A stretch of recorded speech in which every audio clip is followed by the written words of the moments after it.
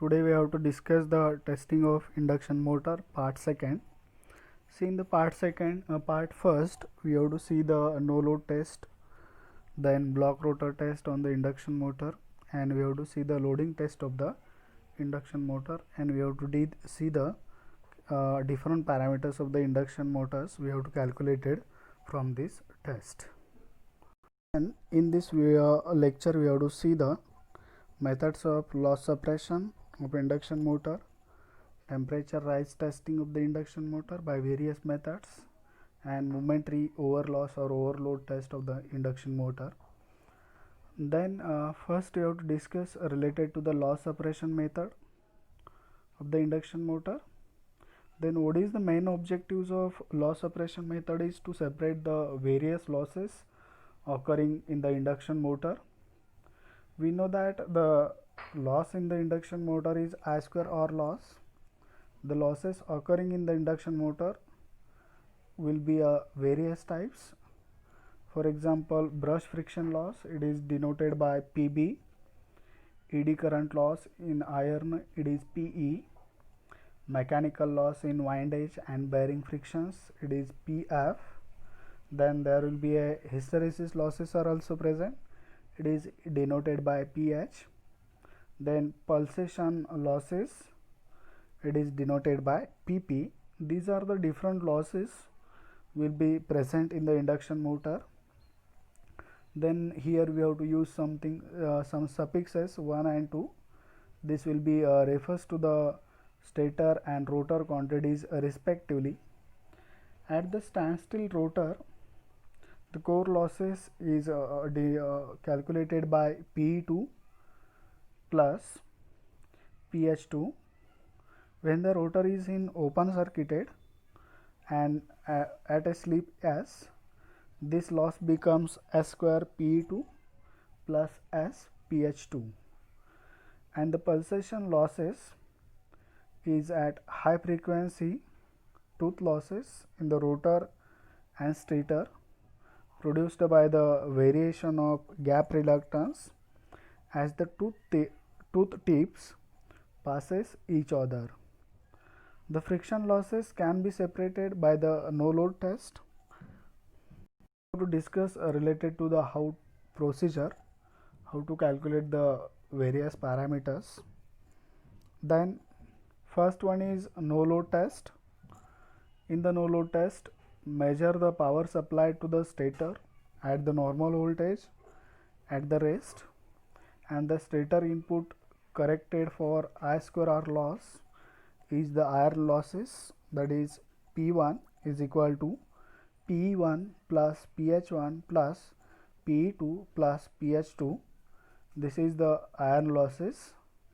Then we have to measure the power supplied to the stator at normal voltage and at normal frequency with the rotor short circuited and the running on no load. The stator input is P2 is equal to P1 plus PH1 plus PP plus PF plus PP. The rotor eddy current loss is small since it is proportional to the slip, and PH2 is also supplied by the stator, but practically the whole of it is returned by the driving torque, partly provided for PF plus PB. With the machine running as in second condition, the rotor is suddenly opened. The stator is input measured. The stator input falls to P4, and P4 is given by the P1 plus PH1 plus PH2. Then we have to discuss related to the transformation ratio test. In the transformation ratio test, apply a voltage to the rotor such that stator voltage is V1 capital V1 plus small v1 divided by 2 on open circuit. The mutual flux is normal, where V1 is normal stator applied voltage and small v1 is the measured stator voltage when the normal voltage V2 is applied to the rotor. Measure the rotor input when running on the no load. with the stator short circuited. This corresponding to the condition of second. The function of the rotor and stator are reversed. The corrected rotor power input is P5 is equal to P2 plus PS2 plus PP plus PF plus PB. Then machine is under in the fourth condition. Then stator is suddenly open circuited. The rotor output input falls to the P6, that is P6 is given by P2 plus PS2 plus PH1. This test corresponding to the test 3 and the mechanical losses will be the P7. It is given by PF plus PB are evaluated by the no load test.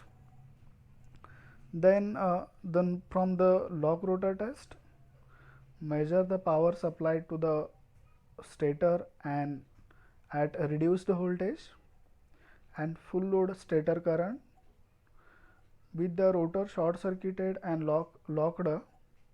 This test gives the I2R losses of the machine. We have to observe the various readings of the motor. If the induction motor specification is 110 volt, 36 ampere, 3 phase 50 Hz, star connected and 1440 rpm. Then from the transformation ratio test, we have to observe the rotor voltage, stator voltage, and therefore we get the turns ratio. Then we have to obtain from the no load test, that is V, W1, W2, total power W1 plus W2 power, then V line to line square. Then from the locked rotor test, we have to get again V line to line voltage, current, W1, W2, total power and corrected power. Then we have to know the stator resistance per phase.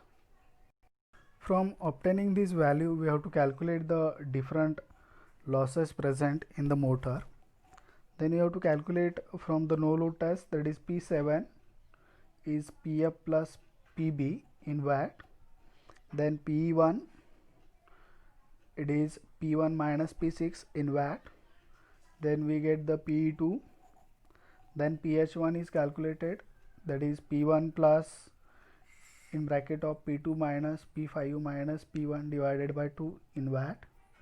Then PS2 is calculated with the help of P4 plus P6 minus P1 minus P2 divided by 2 in watt. Then we have to calculate PP, that is P5 plus P2 minus P1 whole bracket divided by 2 minus P7 in watt. Then we have to assuming the PB is equal to PF is equal to P7 in terms of watt. We have to calculate the various parameters from the lock rotor test are IF1 in ampere, V1 that is reduced voltage in volt, ISC1 that is current in ampere, PSC1 that is short circuit power in watt we have to calculate it. Corresponding values for normal voltage will be obtained, that is ISC is equal to V into ISC1 divided by V1 in ampere.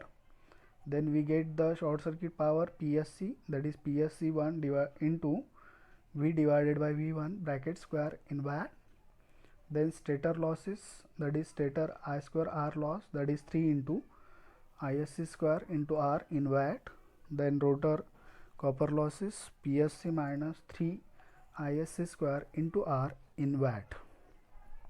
Whole calculation we get the eddy current loss in stator in watt, then eddy current loss in rotor in watt, then hysteresis losses in stator, then we get the hysteresis losses in the stator as well as rotor, then pulses in losses we get in watt, then we get the friction plus windage losses in watt.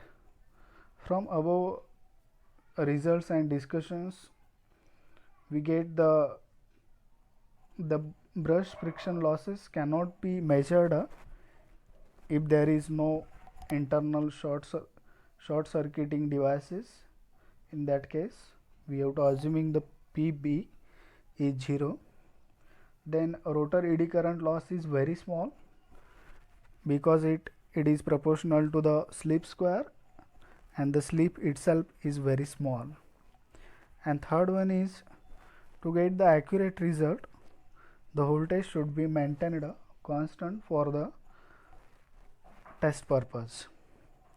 Then this is the no load test. We have to power versus voltage square. There will be a constant friction loss is present, and there will be losses will be shown here. It will be goes on increasing according to the voltage square. Then this is the locked rotor test.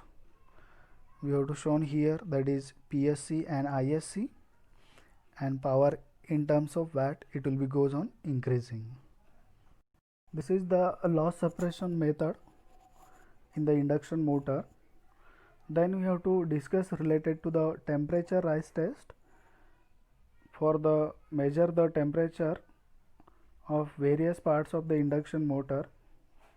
For continuous rating motor, the test is performed on full load condition, and for other rating motors it is very important test to detect the temperature rise.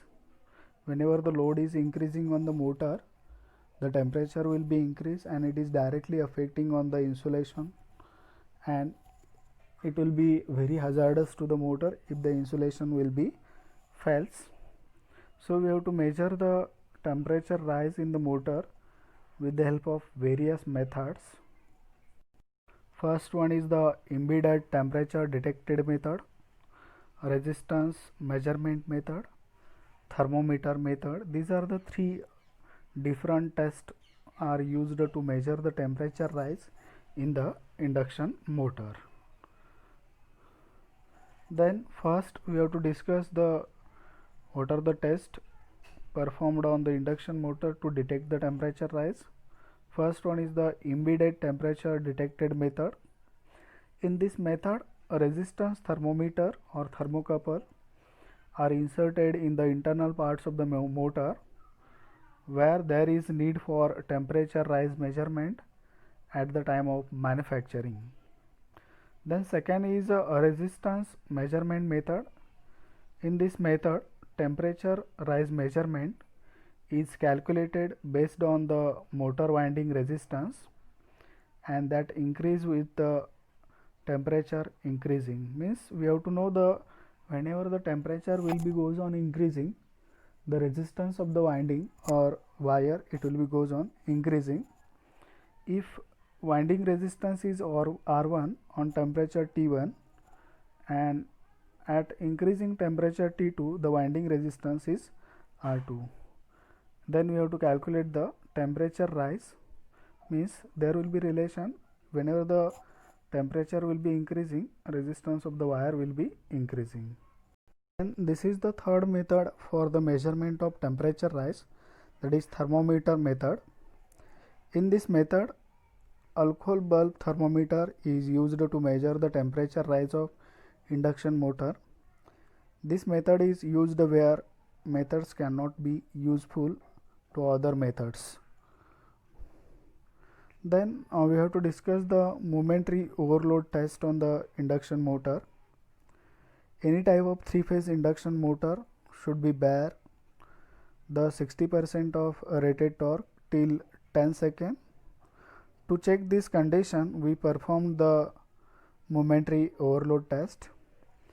In this test, induction motor applies 50% overload current over current of rated current.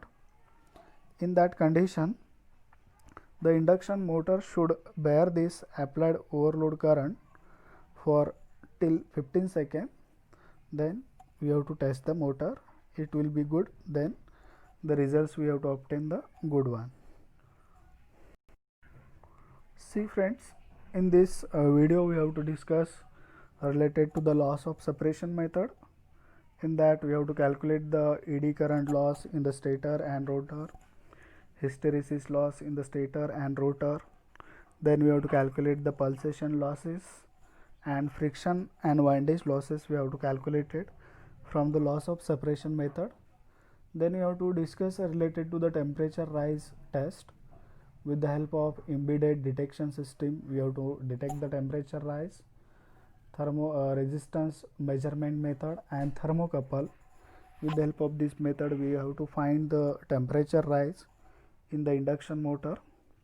And in the last, we have to discuss related to the momentary overload test. That is, for the short time or short fraction of second, there will be a very high load is present on the motor, and you have to check for the bearing condition of that motor for short period of time. Thank you friend. These are the different tests you have to conduct it on the induction motor to check the different losses and working condition of the induction motor at the various conditions. Thank you.